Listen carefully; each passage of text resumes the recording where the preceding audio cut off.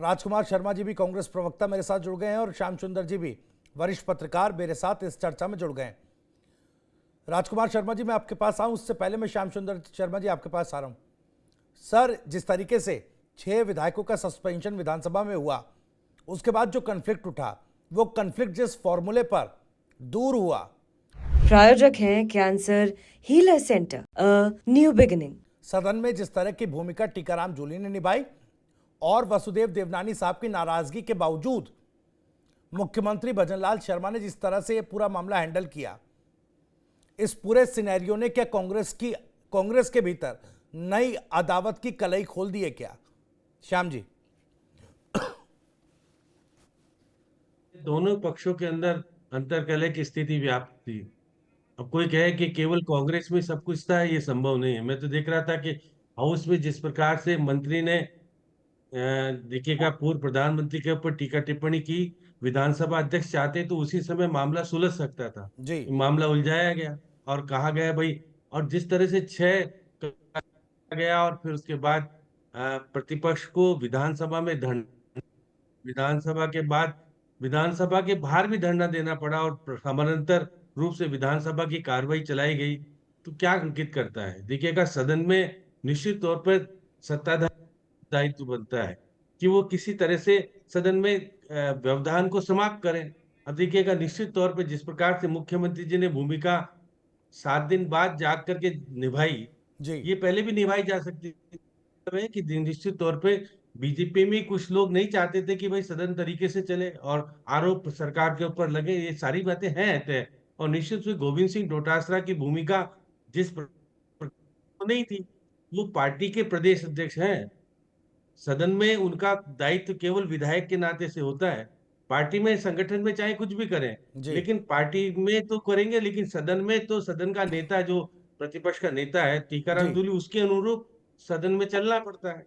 जो और आपने देखा कि वो बैठे, धरना भी दिया, उसके बाद किया, और जब बात आई कि भाई समझौता होना चाहिए, और मेरे को, क्योंकि देखिए उस दिन, जिस दिन बजट का पहला रिप्लाई वित्त मंत्री जी को देना था, और प्रतिपक्ष के नेता को बोलने की भूमिका होती है, प्रतिपक्ष का नेता नहीं बोलेगा तो जवाब कर देगी।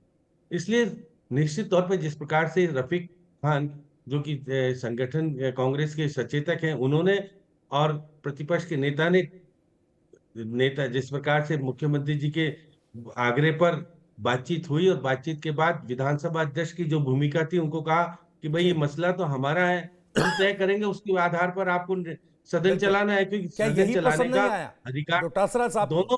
श्याम जी, क्या डोटासरा साहब को यही पसंद नहीं आया कि टीकाराम जूली साहब ने किस तरीके से इस पूरे कॉन्फ्लिक्ट को एक रेजोल्यूशन दे दिया, और उनकी गैर मौजूदगी जो उस पूरे रेजोल्यूशन के बाद से विधानसभा से चल रही है, क्या उसी नाराजगी का नतीजा है?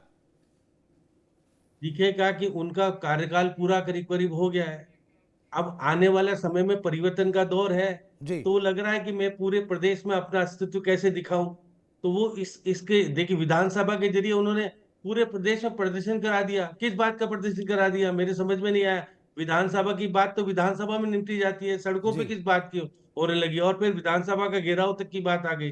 तो निश्चित रूप से जिस प्रकार का माहौल हुआ, और प्रतिपक्ष के नेता ने कहा कि देखिएगा, माफी, देखिएगा टीकाराम जूली ने माफी जो मांगी है, गोविंद सिंह डोटासरा के माफी मांगने का तो जब बात आती कि उनको बहाल किया जाता, बहाल तो किया ही नहीं था। निलंबित व्यक्ति कैसे माफी मांग सकता है सदन में? तो जी इसलिए देखिए, निश्चित रूप से बड़ा दिल दिखा के टीकाराम जूली सदन का नेता के नाते कांग्रेस से अगर माफी मांगता तो बड़ी बात हो जाती है।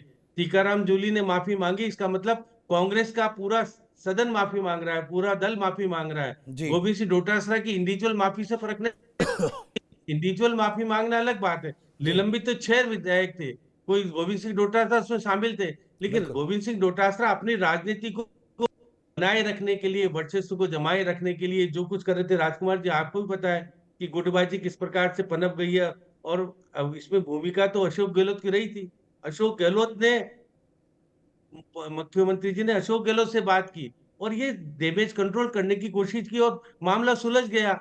तो भाई गोविंद सिंह डोटासरा एक तरफ रह गए, उनसे तो बात ही नहीं किसी ने कहा। जी उनको, उनका महत्व कम कर दिया गया, और महत्व कम हो जाने के कारण प्रदेश अध्यक्ष होने के नाते वो आज भी कह रहे हैं मेरा तो विरोध बरकरार है। भाई आप विधायक होने के नाते विरोध बरकरार रखो, प्रदेश अध्यक्ष के, लेकिन सदन का काम तो चल रहा है। अब गोविंद सिंह डोटासरा नहीं भी आएंगे, सदन चल रहा है। और देखिए 12 तारीख को तो बजट पारित होना है। मुख्यमंत्री जी को बोलने से पहले प्रतिपक्ष के नेता फिर बोलेंगे, क्योंकि देखिए इससे पहले जो आपने देखा राज्यपाल के अभिभाषण में गोविंद सिंह डोटासरा तो बोल लिए थे, जी। पर बोलने ही नहीं दिया गया, व्यवधान पैदा कर दिया गया। तो देखिए निश्चित तौर पर राजनीति में जब पद किसी को मिल जाता है तो उसकी गरिमा बनाए रखना और आगे की राजनीतिक भविष्य को बहुत सारी मैं आगे कुछ कर सकता हूँ। ठीक है सर। तो देखिएगा निश्चित रूप से प्रतिपक्ष के नेता भी आज चाहते हैं कि मैं आगे की राजनीति में अपना महत्वपूर्ण भूमिका मैं निभाऊं, लौटूंगा क्योंकि सर। अभी तो उसको देखिए प्रतिपक्ष का नेता बरकरार रखना पड़ेगा। जी। प्रदेश अध्यक्ष का निर्णय जरूर होना है, वो कब हटेंगे कब क्या होगा कुछ पता नहीं, केंद्रीय नेतृत्व कब हटा जी। दे। इसलिए वो अपने अस्तित्व को बनाए रखने के लिए किस तरह की राजनीति कर रहे हैं। निश्चित तौर पर कांग्रेस में है बात गुटबाजी का पहले भी बरकरार था। प्रदेश अध्यक्ष कौन बनेगा, सचिन पायलट तो देखिए महत्व विधानसभा में ज्यादा महत्व नहीं देते, वो तो देश की राजनीति करना पसंद करते हैं। बिल्कुल ठीक है लेकिन सर। विधानसभा की राजनीति मैं डोटासरा और लौटूंगा श्याम जी, प्रतिपक्ष मैं के नेता लौटूंगा के आपके बीच पास, मैं जवाब ले लूं।